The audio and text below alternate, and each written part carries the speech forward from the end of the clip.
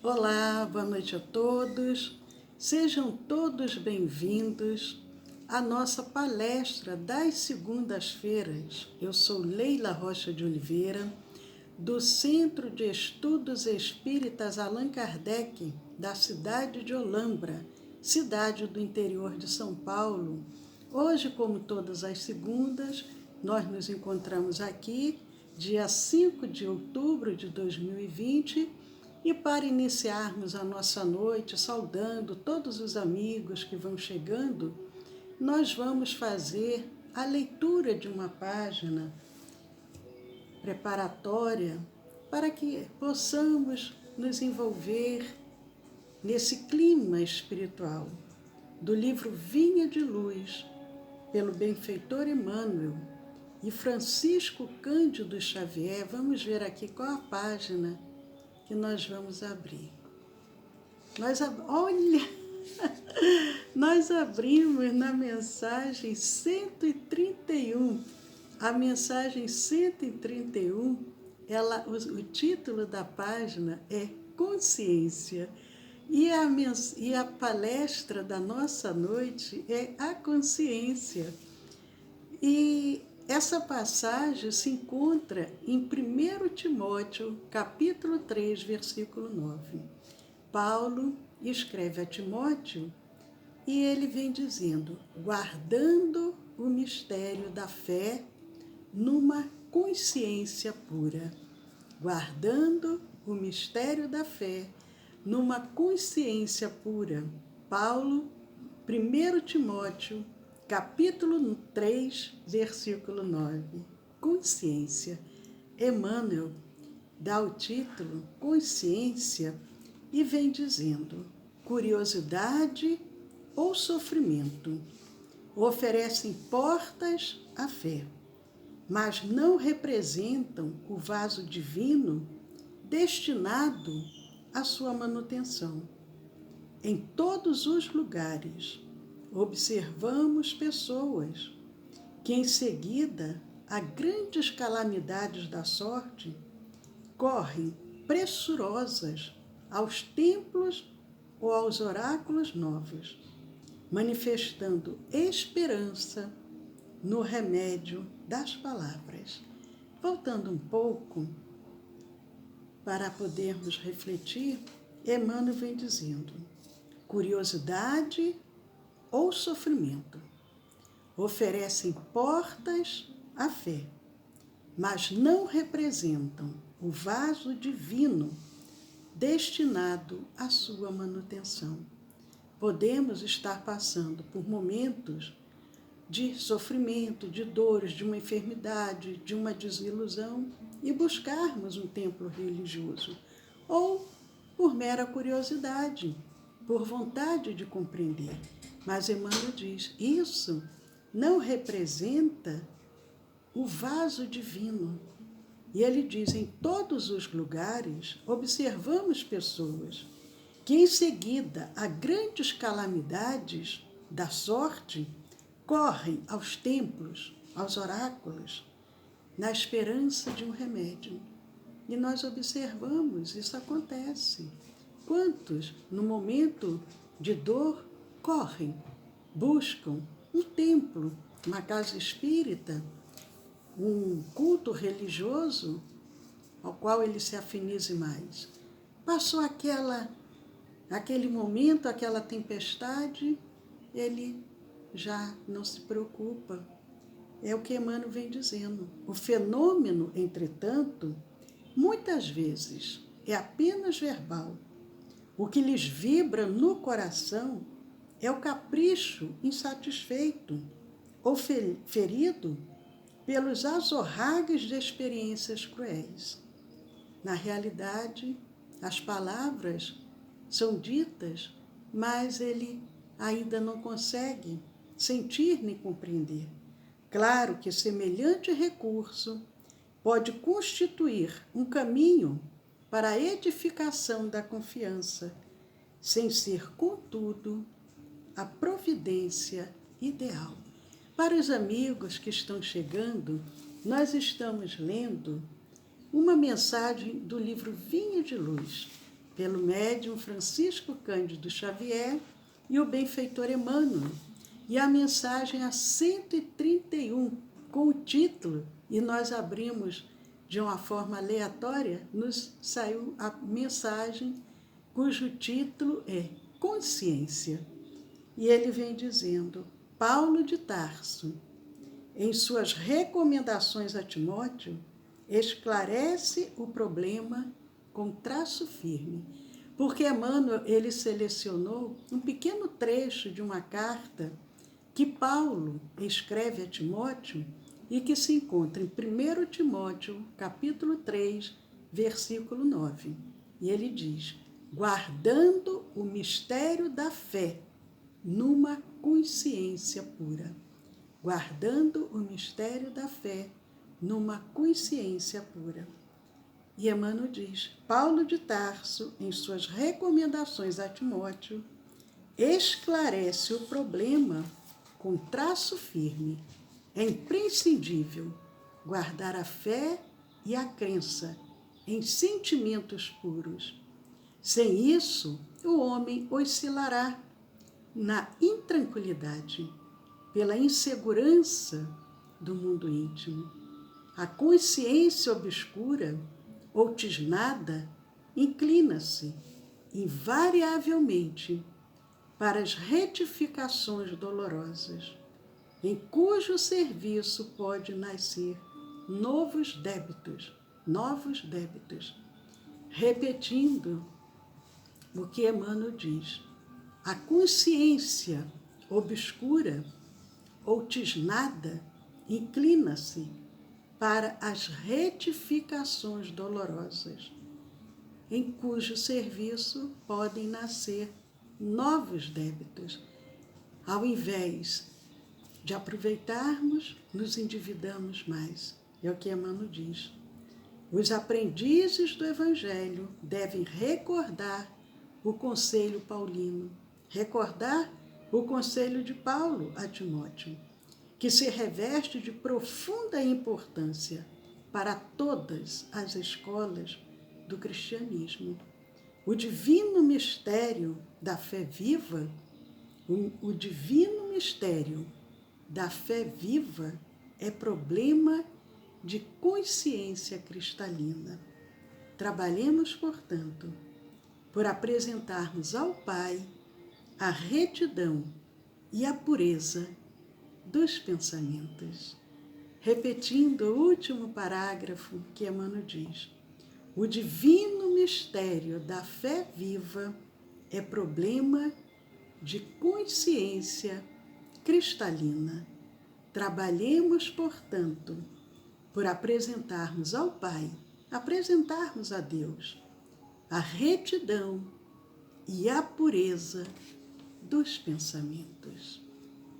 Senhor, gratos somos por estarmos aqui esta noite de segunda, reunidos em Teu nome, e pedindo aos benfeitores amigos que cuidam e que velam desde a primeira hora pela nossa casa espírita. Nós vamos dando início, mas te pedimos também, Senhor, a Tua presença entre nós. Permita, Senhor Jesus, com que a nossa consciência possa se purificar para podermos aprender os Teus ensinamentos. Muito obrigado, Senhor. Que assim seja. Queridos amigos, são 20 horas, aproveitando, mandando um abraço para Natália, para Manuel. Sejam todos bem-vindos à nossa preleção de segunda-feira à noite, mandando uma boa noite também para a Sueli e para todos os queridos amigos que se encontram aqui conosco, José Roberto, Vicente, a Silvina, a Denise. Que bom, os queridos amigos aqui compartilhando desse momento de reflexão que nós sempre procuramos trazer para o nosso aprimoramento, para a nossa transformação moral e espiritual. Lembrando que o tema da noite de hoje se chama A Consciência. E por um acaso, mas o acaso não existe, a página inicial que nós abrimos sem escolher antecipadamente, saiu Consciência. Só um minutinho que nós já vamos iniciar. Um mestre do Oriente, ele viu quando o escorpião estava se afogando e decidiu tirá-lo da água. Mas quando fez, o que o escorpião fez? O escorpião picou aquele mestre, aquele homem bondoso de coração nobre. Pela reação de dor, o mestre o soltou e o animal caiu de novo na água e estava novamente se afogando. O mestre tentou tirá-lo novamente e novamente o animal o picou. E alguém que estava observando aquela cena aproxima-se do mestre e lhe diz: desculpe-me, mas você é teimoso. Não entende que todas as vezes que tentar tirar o escorpião da água, ele irá picá-lo? O mestre respondeu: a natureza do escorpião é picar. E isto não vai mudar a minha. A minha natureza é de ajudar. E então, o que o mestre faz? Ele não desiste. Ele pega uma folha e, com a ajuda daquela folha, ele consegue tirar o escorpião da água e salva a sua vida. O que nós podemos refletir dessa pequena história? Não podemos mudar a natureza de outro se ele pretende realizar algum mal, mas nós podemos procurar ajudar apenas tomando precauções. Não vamos mudar a natureza se alguém te faz algum mal, mas tome precauções, mas não desista de praticar o bem. Alguns perseguem a felicidade, outros a criam.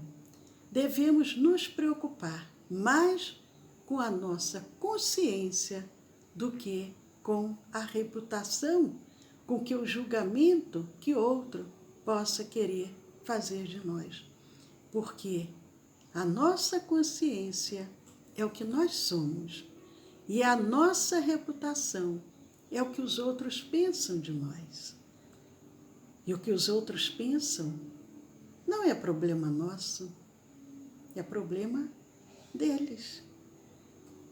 Fazer o bem sem olhar a quem, sem esperar recompensas, sem esperar gratidão. É o que o mestre, nessa pequena história, nos ensina. Ele não abandonou o outro, apesar de ainda ter a natureza de ser um animal peçonhento, sem entender que o outro queria auxiliá-lo. E quantas das vezes nós nos deparamos no nosso dia a dia com situações que nos assemelham a essa situação que o mestre passa, mas na nossa convivência diária, na nossa convivência diante da sociedade. E o Livro dos Espíritos, na terceira parte do Livro dos Espíritos, que trata das leis morais, no capítulo 1, vem falando, esse capítulo é somente falando sobre a lei divina ou natural. E na questão 621, tem uma pergunta muito pequena e a resposta menor ainda. Onde está escrita a lei de Deus? Muitas às vezes respondem assim, na Bíblia, no Antigo Testamento, os 10 mandamentos. Mas não. Onde está escrita a lei de Deus? E os benfeitores amigos respondem, na consciência. Na consciência. Nós temos a lei de Deus escrita na nossa consciência. E nós estudamos sobre esse tema na nossa última aula do nosso curso de Espiritismo. Falamos sobre isso. A lei de Deus, ela está escrita na nossa consciência. Mas vamos fazer uma pequena viagem no tempo, há mais de 2000 anos, um pouco mais, no Evangelho de João, no capítulo 11, versículos 1 a 11, ali vem falando sobre aquele episódio da mulher adúltera. Jesus estava ali no Monte das Oliveiras e quando ele estava se dirigindo para o templo, ainda pela manhã cedo, ele volta ao templo e todo o povo vinha ter com ele. E Jesus senta e começa a ensinar. Jesus os ensinava aquele povo que ali se encontrava desvalido de toda sorte. E nesse momento, os escribas e fariseus trouxeram-lhe uma mulher apanhada em adultério. Eles colocam a mulher ali, no meio de Jesus, querendo saber qual seria a reação de Jesus. Porque na lei, no Antigo Testamento, na Torá, Moisés dizia o quê? Que era para apedrejar a mulher adúltera. Os escribas e fariseus, inclusive querendo testar qual seria a reação de Jesus, eles vêm, falam isso para Jesus, mas perguntam, tu, pois, que dizes? Ora, se lá na lei dizia que era para apedrejar, qual seria a reação de Jesus? Tu, pois, que dizes? Jesus sabia. Eles diziam isso tentando Jesus, querendo ver como que Jesus iria reagir para que eles tivessem algum meio de acusar ao mestre. Mas Jesus, inclinando-se, escrevia com o dedo na terra, começou a escrever. E como eles insistissem, perguntando-lhe novamente, Jesus endireitou-se, levanta-se e disse-lhes, aquele que dentre vós está sem pecado, seja o primeiro que atire pedra contra ela. E qual foi a reação daqueles homens que ali se encontravam? Jesus torna a inclinar-se e continua escrevendo na terra. E quando aqueles homens ouviram isso, aquele que estiver sem pecado, atire a primeira pedra, saíram um, a começar pelos mais velhos, e ficou ali somente Jesus e a mulher. Jesus levanta-se e, não vendo ninguém mais do que a mulher, volta-se para aquela mulher e pergunta, mulher, onde estão aqueles teus acusadores? Ninguém te condenou? E ela disse, ninguém, Senhor. E Jesus fala, nem eu também te condeno. Vai-te e não peques mais. Jesus estava, primeiro, ensinando ao povo. E agora, ele ensina aquela mulher. Aqueles escribas e fariseus queriam testar a consciência de Jesus diante daquele ato que era considerado errado diante da lei. Mas a consciência dos acusadores foi despertada. Porque eles perceberam o quê? Como eles poderiam julgar as falhas do outro se eles também tinham suas próprias falhas? Mas Jesus, da mesma forma que ensinava ao povo, ensina agora aquela mulher, mas deixa a própria consciência dela fazer o seu auto-julgamento da sua atitude. Ele não a julga, ele apenas diz: vá, eu não te condeno, mas não peques mais. Ele desperta o sentimento que estava adormecido naquela mulher. Mas vamos voltar, retornar ao século XIX. E nós vamos fazer uma reflexão, inclusive porque sábado foi uma data muito, muito, muito importante para todos nós, espíritas. 3 de outubro. 3 de outubro, uma data de grande importância. E nós trouxemos para a nossa reflexão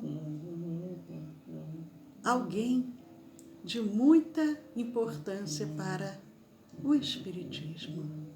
E nós começamos fazendo um questionamento. Quem foi Allan Kardec? Ou quem foi Hippolyte Léon Denis Rivaio, que abriu mão de sua identidade, individualidade, do seu repouso, abriu mão do convívio familiar, muitas vezes, para tornar-se Allan Kardec, o codificador da doutrina espírita. Quem foi? Quem foi Hippolyte Léon Denis Rivaio? Ele nasceu na cidade de Lyon, na França, no dia 3 de outubro de 1804. Mas ele estudou, trabalhou, casou, fez toda a sua trajetória de vida. Quando ele se encontrava com 50 anos, ele, de acordo com as suas próprias palavras, transcritas no livro Obras Póstumas, ele relata que foi no ano de 1854. Ele devia estar para completar 50 anos, porque ele nasceu no final de 1804. Ele tinha 49 anos, quando ele ouviu falar pela primeira vez em mesas girantes, que foi um grande momento, assim, foi uma explosão de fenômenos que ocorreram em toda a Europa e em vários países do mundo. Mas, no que concerne à árdua missão que lhe estava programada, ele indaga com relação a essa missão. Em uma determinada reunião mediúnica, ele queria saber, afinal, qual é o objetivo de eu ter tomado conhecimento desses fenômenos? O que eu preciso fazer? E ele faz uma pergunta: quais as coisas que me podem fazer cair? Porque ele sabia que ele precisava divulgar aquela ciência nova, aquela filosofia nova, do qual ele se depara e ele toma conhecimento. Mas ele pergunta: quais as coisas que me podem fazer cair? Será a insuficiência da minha capacidade?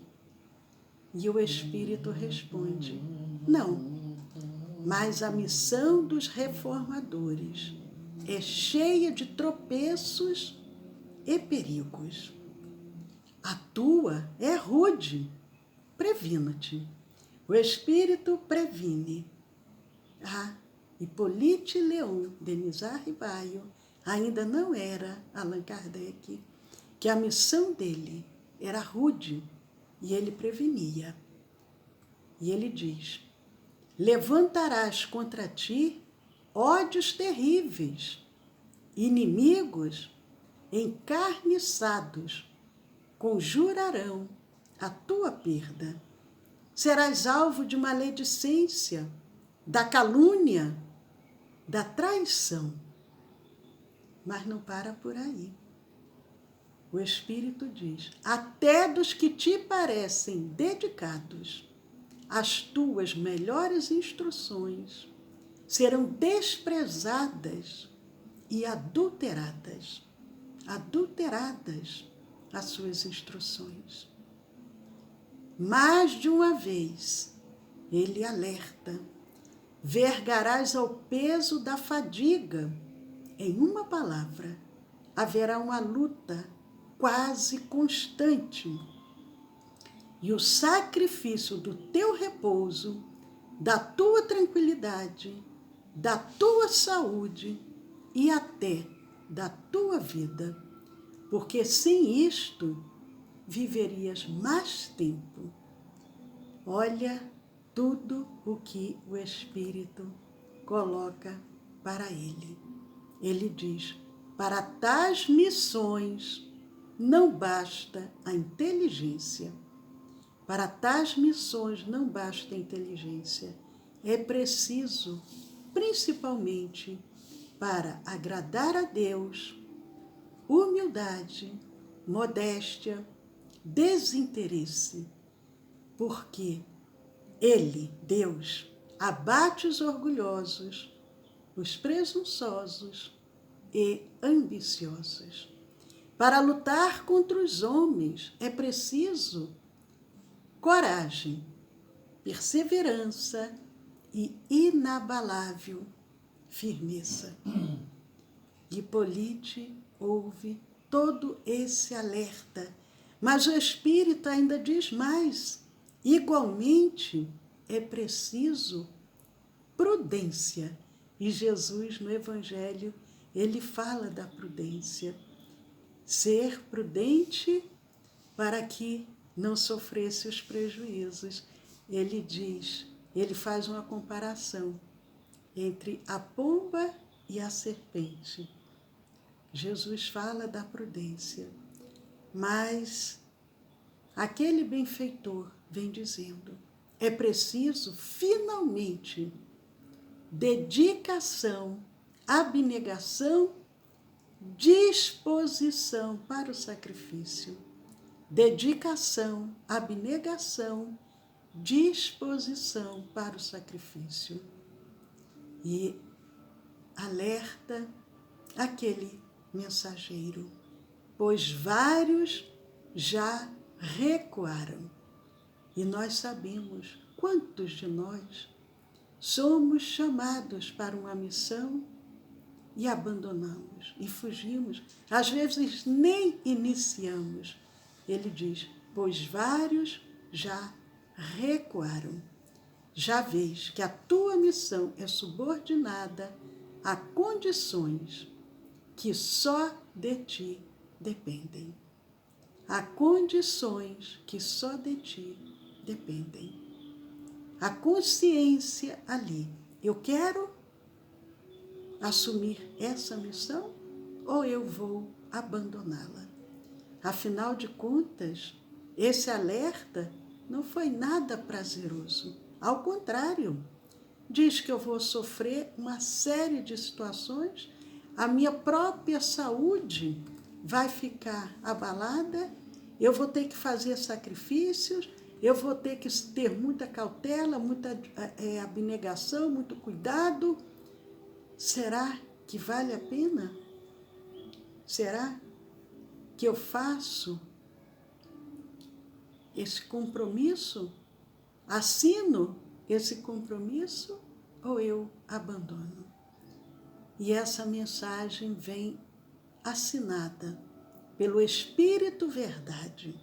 Mas será que o Espírito Verdade estava correto? Afinal de contas, todo esse alerta que ele faz para Kardec, aconteceu? Ou foi apenas uma forma de testar o Hipólite para ver se ele iria à frente? Porque poderia também ser um teste. Vamos ver até que ponto ele está disposto a se empenhar.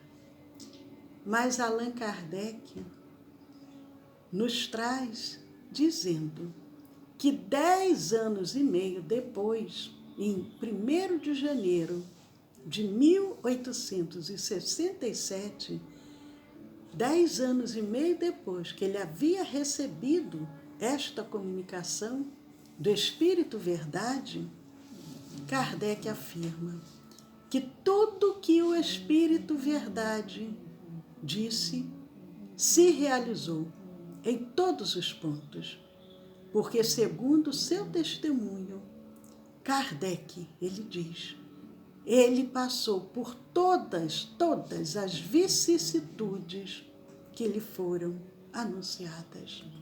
Traições, perseguições, tudo que foi colocado pelo Espírito Verdade, ele passou. Mas nós perguntamos novamente, onde está escrita a lei de Deus? Aonde está escrita essa lei? E nós já sabemos a resposta, porque os benfeitores amigos nos respondem: na consciência. Da mesma forma que Jesus, ao ser testado, a consciência dele, que já era um espírito puro, não foi de dizer, ora, se a lei diz para apedrejar, quem sou eu? Apedreje. Não. Jesus,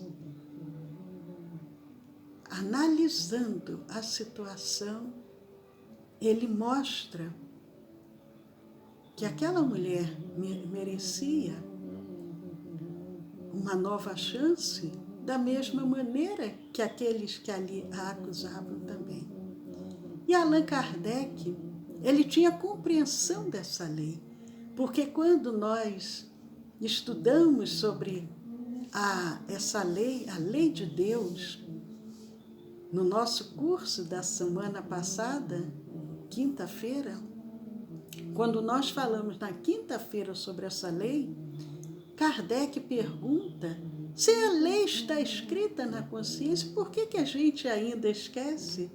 E os benfeitores dizem, por isso que Deus periodicamente envia emissários para nos relembrar, para nos alertar, porque muitas das vezes nós ainda somos um pouco lentos para compreender o que Deus espera de nós.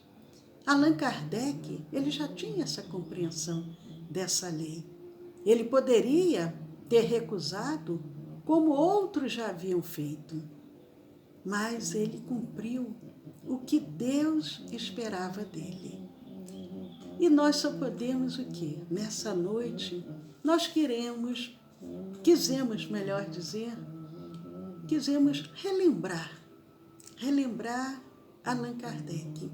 Se não fosse esse espírito tão determinado, tão responsável, sabendo que ele tinha uma missão e que ele deveria levar a cabo essa missão, com sacrifício da sua própria saúde, da sua própria vida, nós não teríamos hoje a doutrina espírita, a terceira revelação, que foi o Consolador prometido por Jesus, que é o Consolador prometido por Jesus. Nós só podemos dizer gratidão. Hipólite Léon Denisard Rivaio, gratidão a Allan Kardec pelo legado que nos foi oferecido. E nós queremos dizer que também possamos agir de acordo com a lei de Deus. Essa lei que já está escrita na nossa consciência, sem nos preocuparmos, aguardando recompensas, notoriedade ou gratidão. Não. Vamos, da mesma forma que Kardec e que tantos missionários do bem têm trabalhado sem se preocupar com os julgamentos, com o que possam pensar de nós, ou sem aguardar recompensas, notoriedade, gratidão, que também possamos agir de acordo com a lei de Deus, que está escrita na nossa consciência. Queridos amigos, aguardamos vocês na nossa próxima segunda-feira para mais uma reflexão do Evangelho à luz da doutrina espírita. Que Jesus nos abençoe, permaneça em nossos corações durante a semana que se inicia e que possamos estar juntos muito em breve. Muita paz.